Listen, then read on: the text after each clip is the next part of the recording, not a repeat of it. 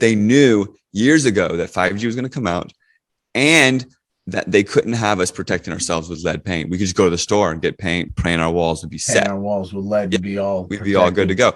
So they Hey, what's up, world? Don't worry, this whole video is not going to be about these clowns. I just wanted to start this video off with these clowns because somebody pointed out to me that I should have probably included this clip in my previous video about them.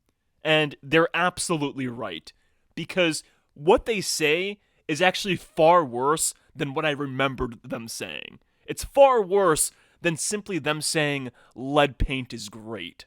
Now, I'm going to say one more thing. One claim that they have always made is that they were kicked off of YouTube without any strikes, without any warning, simply because they covered some article from the New England Medical Journal. But I've never really investigated this claim. However, when I put out the last video about these guys, and I was doing the YouTube description, I was going to do like an @Waking the Future. And when I did @Waking the Future in the YouTube description, a channel popped up. A Waking the Future channel popped up. And I was like, holy shit, these guys do have a YouTube channel after all. So anyway, I'm going to play this video. This is actually their last video. So you can see December 20th, 2022. And I'm going to show that this is a lie that they have consistently told. So I'm going to let this play for a second. Yeah, we're actually getting more popular by the day. We're allowed on YouTube now. So Joel here says that they're allowed on YouTube now, right? But check this out. This channel of theirs has been up since April 15th of 2020. We got your t-shirt, you done left fingerprints and all. You are so dumb. You are really dumb. For real. Now what's interesting is Joel's responses to me pointing this out. So let's look at the comments real quick. So I'm like, you guys have had a YouTube channel for at least 4 months. Stop pretending like you were too hot for YouTube. And then I have to correct this because when I had put this first comment, I was only looking at their video upload date. You see, they had just these videos and they're all from 4 months ago. I actually didn't look at the About section, but then I look at the About section of their YouTube. I'm like, wait a second, you guys have actually been up since, or your YouTube channel has been up since April 15th, 2020. Now look at Joel's responses here. Yeah, we gave up when was last upload. Okay, whatever, that's fine. You know, people make mistakes while typing. I stand corrected. We have a live stream up from 4 months ago. We were banned twice in 2020. So I'm like, so why lie and say, one, they kicked you off when you covered a medical journal, a lie I've heard you guys repeat numerous times, and two, that now you're allowed on YouTube, or that you're now on YouTube, whatever. And he's like, not us that did that. So I'm like, wait a second. What do you mean it's not you guys that did that? That YouTube channel is older than your BitChute channel. So I'm like, wait, you guys didn't make a YouTube channel in April 2020, which would have been a couple months before your BitChute was created, right? So did a time traveler make that channel, or are you just lying again? And then over here, I'm just mocking something that Pat says, because Pat's like, everything is a lie or partial lie. And this is part of their con, where they convince people that they cannot trust anything, that there is no truth out there, that everything is a lie or a partial lie, and trying to figure out the truth is simply impossible. And this is why they have this guy, Tony, that I've talked about before, who has this whole white pill perspective nonsense, and the white pill perspective is just like, accept that everything is a lie and there's nothing you can do about it. So now, Joel's last response, our show started April 15th, but was audios only for a few months. Started on Anchor, then we switched to Podbean. And it's like, wait a second, dude. What are you saying here? There is a YouTube channel with the exact same start date as your show. With your show name, and it seems like you guys, it has your content on it. And you're saying that it's not you guys. It's like, is it a time traveler? Like, I don't understand. Who created this YouTube channel? Obviously, it was you guys. I mean, I'm kind of curious as to what their excuse will be. Like, he said that they were banned twice, Did YouTube reverse a ban on a channel of theirs and they didn't realize it? But even still so, what he's saying here that their show started on these other two platforms, he's basically saying that their show didn't start on YouTube. So it's like I don't know what he's saying at all. And of course, Joel didn't even respond after that. That was his last comment. All their guests, they just auto thumbs down. That's how you can tell that this is an operation going on over here, because they thumbs down without even acknowledging the facts that I'm saying. It's like, bro, I just proved that these guys have been lying to you guys. Lying about their YouTube channel being taken down. Lying about them just now being on YouTube. And does anybody here care about the lies that I'm exposing? Well, it seems like only one person does. Okay, complete liars. Now, let's move on to some news. And actually, before I cover some news-related items, I want to quickly read a excerpt from a Patrick Henry speech. This comes from an anti-federalist paper, and it kind of ties into the news that I'm going to be covering. We have no detail of those great considerations which, in my opinion, ought to have been abounded before we should recur to a government of this kind. Here is a revolution as radical as that which separated us from Great Britain. It is as radical if in this transition our rights and privileges are endangered and the sovereignty of the states be relinquished. And cannot we plainly see that this is actually the case? The rights of conscience, trial by jury, liberty of the press, all your immunities and franchises, all pretensions to human rights and privileges are rendered insecure, if not lost, by this change so loudly talked about by some and so inconsiderately by others. Is this tame relinquishment of rights worthy of free men? Is it worthy of that manly fortitude that ought to characterize Republicans? It is said 8 states have adopted this plan. I declare that if 12 states and a half adopted it, I would with manly firmness, and in spite of an erring world, reject it. You are not to inquire how your trade may be increased, nor how you are to become a great and powerful people, but how your liberties can be secured. For liberty ought to be the direct end of your government. Now, this is it's a speech that Patrick Henry gave before the Virginia ratifying convention at the time that the Constitution was being ratified. And of course, in this speech, he's talking about the U.S. Constitution. Now, the reason that I wanted to read that little excerpt is because I wanted to talk about inflation. And I want to talk about inflation because I feel like people aren't talking about inflation correctly. A lot of people that I hear talking about inflation, they're like, oh yeah, all of this money printing is crashing the United States dollar. That the inflation that we're seeing is from a devaluing of the dollar. Okay. Now, the reason why I want to talk about this is because it's not entirely true. And I just wanted to clarify what's really happening here. Now, of course, I guess what I'm about to talk about wouldn't be possible without the government printing more money, even though actually they're not printing more money. That's actually also something that they don't fully understand with this. Technically, it's not printing money because these budgets that they're making, it's not really coming from the Fed. It's coming out of our tax dollars. Okay, I know I'm going to fuck this up, okay? So please be patient with me and be understanding. Okay, let me just talk about what I want to talk about, and if it doesn't make any sense, I apologize in advance. Okay, so everyone's talking about, oh yeah, these budgets are devaluing the dollar, okay? But if you look at the dollar index and you compare it to the euro and the British pound, let's first look at the 5-year chart. So compared to the euro, the dollar is actually pretty high compared to what it's been historically.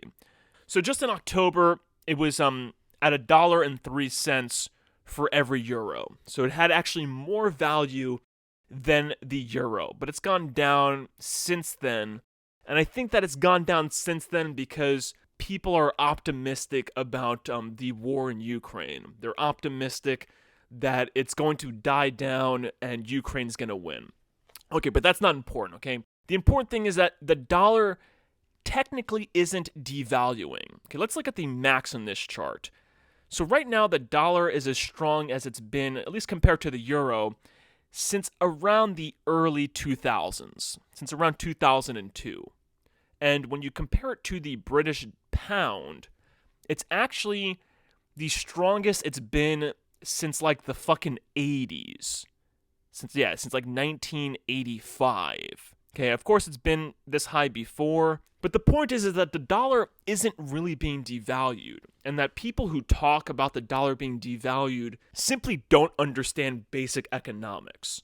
See, the reason why we're seeing crazy inflation doesn't really have to do with money printing. It has to do with money spending. Like I said, the government technically isn't printing out money. Their budget, the federal government's budget doesn't come from the Fed. It comes from our tax dollars. So what they're doing is that they're spending our tax dollars the wrong way. I mean, first of all, they shouldn't really even be spending this many of our tax dollars, but they're spending our tax dollars the wrong way. So I'm just going to cover this one article to talk about food inflation. So the U.S. Agricultural Department announced Wednesday that it is providing close to $2 billion in additional funding to food banks and school meal programs for purchasing American-grown foods. The announcement comes as key indicators suggest hunger in America is on the rise again. Okay, this is from 2022, 9/14/2022.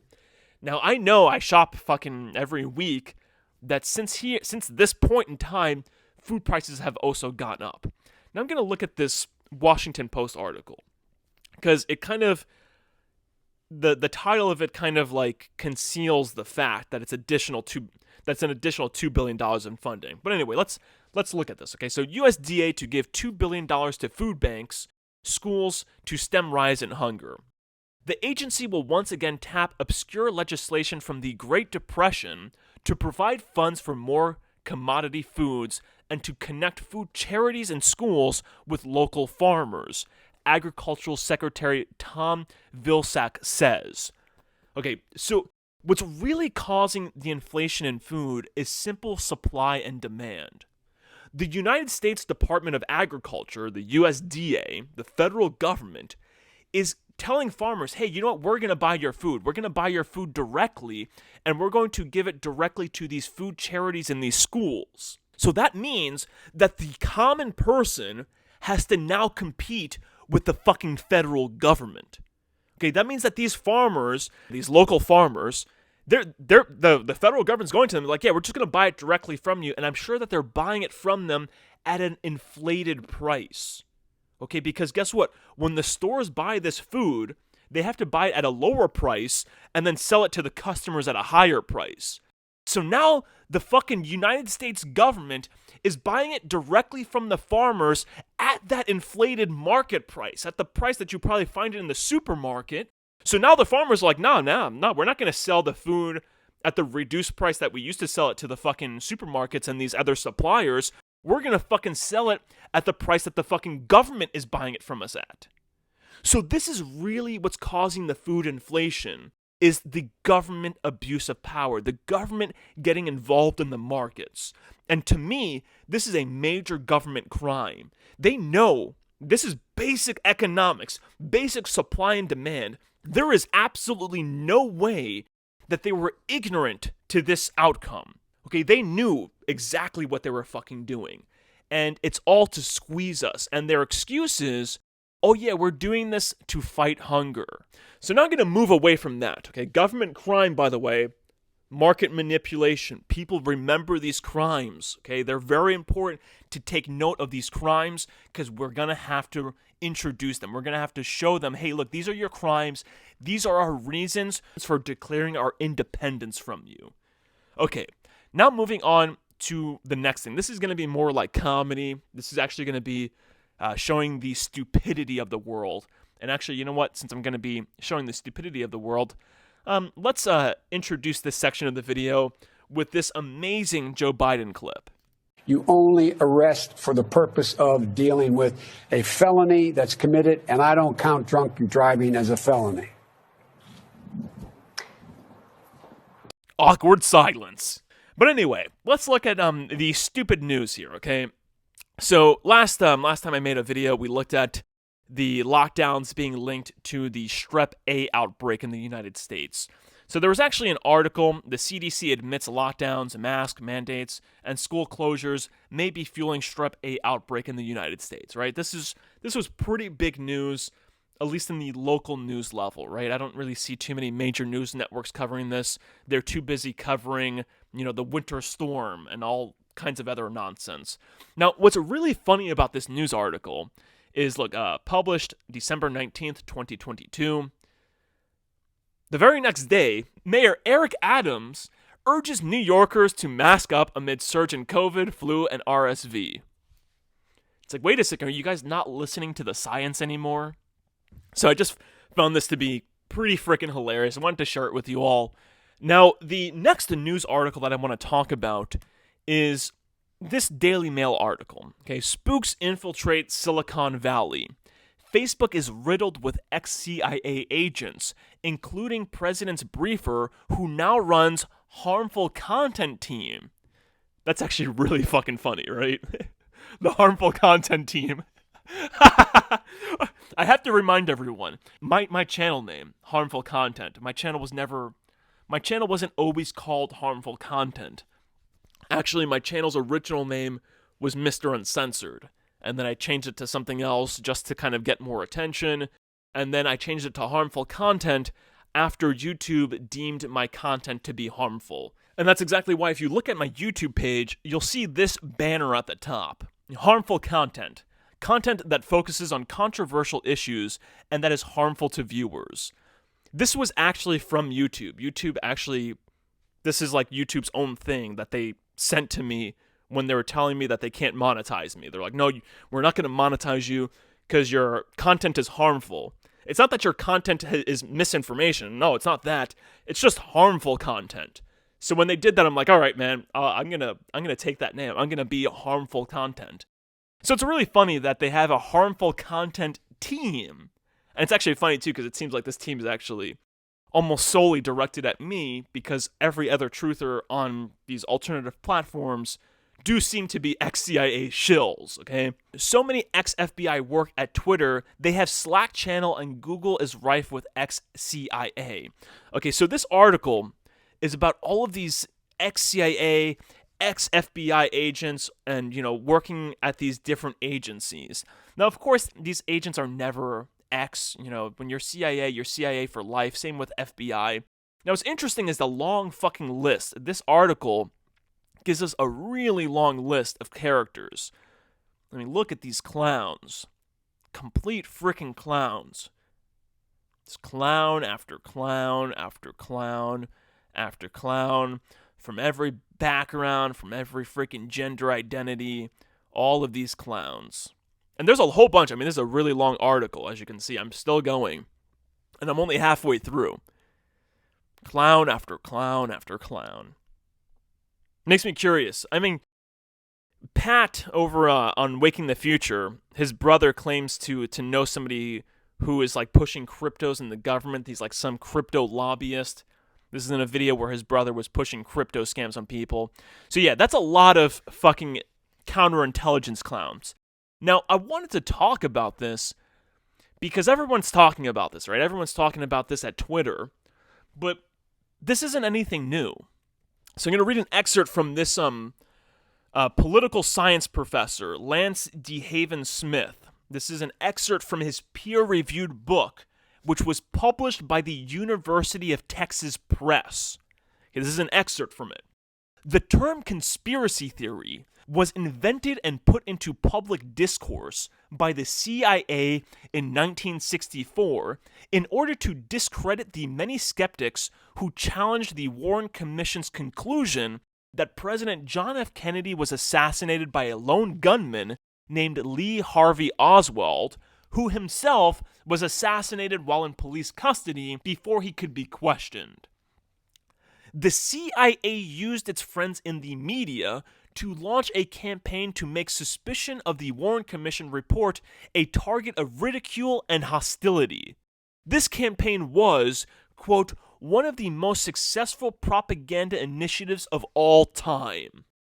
Now, this is another, of course, crime of our government. Crime of our government. This alone, heads should have been rolling, just off of this alone.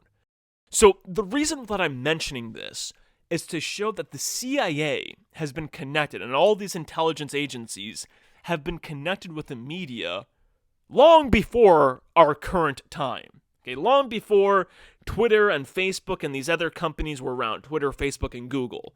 Long before they were around, the CIA and these counterintelligence agencies infiltrated the media. Now, we have more proof of this, of course. Here is a New York Times article from 1977, Worldwide Propaganda Network Built by the CIA.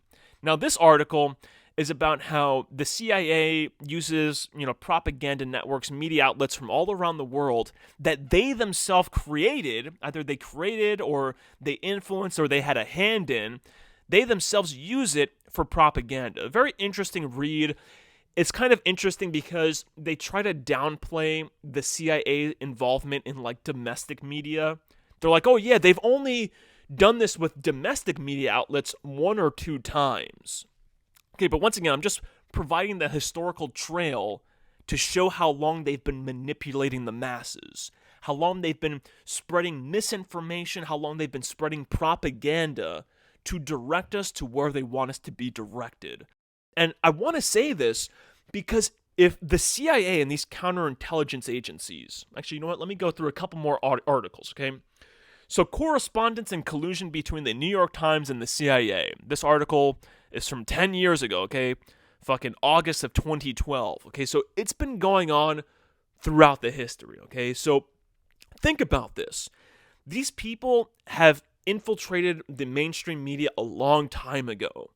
You don't think that they would also infiltrate the alternative media? You don't think that they would have their agents creating channels like on YouTube and these alternative platforms, and actually not even just creating channels on these alternative platforms, but you don't think the CIA themselves would create alternative platforms?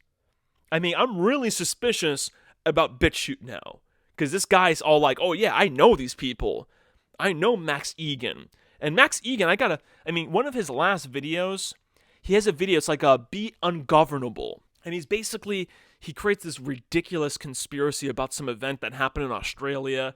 And it sounds like he's actually encouraging people to get violent. He's like, yeah, be ungovernable. No. We're not going to solve this problem by being ungovernable, whatever the fuck that means. We're going to solve this problem by proving that we don't need a government to govern us. Or at least not a government to govern us, but prove that we don't need the current government to govern us. This is just a little post-recording edit. I just want to say that I changed up the statement there from to prove that we don't need a government to govern us to prove that we don't need the current government to govern us, because I'm not an anarchist. The first statement is kind of more of an anarchist-like statement. I don't believe in anarchy. I believe that we most definitely need some level or some degree of government. What degree that is to be discussed, and that is to be, debated. But all I currently know is that the current government is obviously a degree or two too far, and has obviously verged into the realm of tyranny. And it's up to us to prove that we don't need the current government to govern us. It's not this idea that this shill comes up with, Max Egan, to be ungovernable. This is just an anarchist statement. And I want to make it very clear that these guys over at Waking the Future, and a lot of these alternative voices, they're basically anarchists in disguise. If you look at a lot of their rhetoric, a lot of it is very, very, very similar, if not identical, to rhetoric that is perpetuated by the left. Not so much the racist anymore, although people like Stefan Molyneux, he did create this whole race and IQ nonsense, and I've made a video in the past that might still be up on Odyssey about why this is just a completely erroneous argument. This whole race and IQ leaves out so many factors. I'm not going to get into that here. But the right is no different than the left. These alternative voices are no different than the left. They're getting people to hate each other, and they're getting people to be divided, and they're getting people to blame the government and not so much themselves. And it really is the fault of both parties. I don't think that one tears down a system. I think that if one really wants to change the system, they have to build a new system that makes the current system seem primitive. There's so many things that would need to be discussed here, but this isn't the topic of this video. The point is that this guy Max Egan, his ungovernable video, is just basically a very deceptive form of anarchy. And there is something called propaganda of the deed, and I've discussed this in previous videos. It's an anarchist technique where they go out and they do something that's going to cause the state to react, and when the state reacts, they kind of blow up that reaction, and they're like, oh, look how evil the state is, and it ends up forming antisocial ideas and it breeds antisocial behavior. And that's really what's going on. And if you look at people who are into the real fake news, people like Tim Truth, who kind of I've proven in the past, I've proven in a previous video, he exaggerates certain numbers that I'm not even going to go into, and he shows these ridiculous charts, and it's all to get people emotional, reactive, and to get them to want to just basically do direct action and become violent. That is not the answer. And we cannot let them walk us down these paths with their propaganda, with their CIA propaganda. And it really is. It's so, if you look at it historically, it's just it's so obvious. And that's why I have this saying where it's if you don't know history, then you really were born yesterday. Because I grew up people used to say, oh, what, do you think I was born yesterday? They don't really say that anymore. They're actually proud of being born yesterday, it seems like. But they're people used to say, oh, what, do you think I was born yesterday? Well, in the eyes of history, if you don't know history, then yeah, you pretty much were born yesterday. And most people, they don't know history. They have these talking points, and it's just they really don't know. It's really, really quite sad. But yes, the CIA, the FBI, all of these counterintelligence, all of these intelligence agencies, they're all over the place. They're not just on Twitter, they're not just on Facebook, they're not just on Google, they're on all of the alternative platforms. They're everywhere. The guy Brian from High Impact Flicks, I've covered him in previous videos. This guy will not talk to me. Brian will not have a live discussion with me because I can tell he's ex-military. There's lots of evidence for it. And I will ask him, hey, how long did you serve in the military? Nobody else who he's ever had a discussion with has asked him this very obvious question. How long did you serve in the military, Brian? He claims to be such a truther, so against the government, but yet he served in the military. It's what, did he just get a brain after he got out of the military? I've been able to tell that the military was corrupt, and part of this whole operation, the government uses it for a lot of dirty shit. I've been able to tell this since I was 15 or 14 years old. But yet this guy Brian, he was most definitely in the military, and a lot of these intelligent agencies, a lot of the people that they hire, a lot of them are ex-military because they want somebody that can take orders. They want somebody who has went into combat and has killed innocent civilians without a problem. Oh no, it's fine, I was just taking orders. It's fine that I killed those people. Actually, I'm sure that if they killed an innocent civilian, it'll probably increase their chances of getting hired by the CIA or FBI. Now I'm going to move on to some other news, to some small-scale corruption. This is something that nobody has covered, and I'm surprised that nobody has covered it.